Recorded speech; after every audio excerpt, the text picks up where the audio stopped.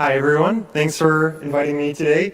So, like she said, my name is Curt Himmelberger, and I'm the director of Beacon Theater Productions.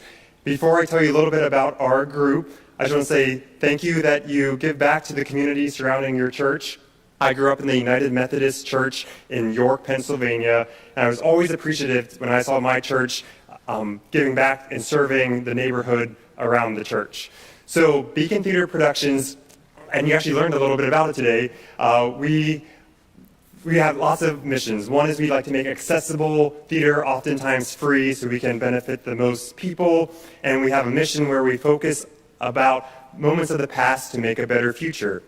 And actually, I believe before my time at Beacon, 2 years ago, we might have been part of your Christmas offering, and I heard that it helped us get through the pandemic and provide accessible virtual theater for others. So thank you for your support in the past and present. So Beacon, I'll tell you the 1-minute version. In 2022, we started developing 2 plays, and we had this theme of remembrance, about the importance of remembering our past, especially as we live in this age of misinformation. So we made 2 shows, and when we develop a show, you make the script, and then you do a stage reading where you get actors to read the play out loud, but it's not a full production yet. So our first stage reading was about Hatshepsut, who was that ancient Egyptian female pharaoh who was literally erased from history, where the next guy chiseled her name off of all the statues and monuments, and we did not know she even existed for over 3,000 years. And the next stage reading, which we just performed in Germantown 2 weeks ago, was called When the Truth Comes Out, and it was a fictional encounter of 9 real black women civil rights leaders who we often don't hear about. There's Shirley Chisholm, who was the first black woman of Congress and the first black person to run for a major party's nomination for the President of the United States.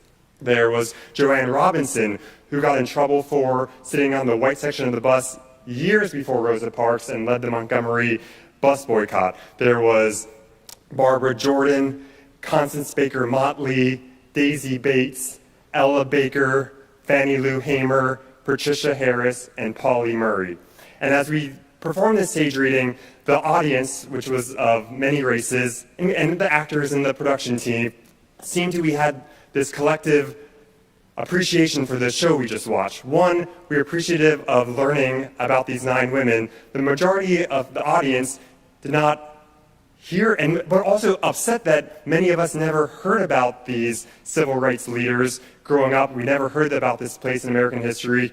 And we started to get this collective urge and responsibility to go back to our own lives, learn more about these women, and also learn more about issues that lost black women faced in the 60s and 70s that they're still facing in 2022, and to then do things about it. And that's when I really started being proud and humble that I get to be part of Beacon Theater Productions, and really starting to see how you can make theater and learn about the past to make a better future. So where do we go from here, and how will the Christmas offering help us? Well, it's going to help us make more accessible theater, and our goal is to take these 2 stage readings and make the full productions of them in 2023.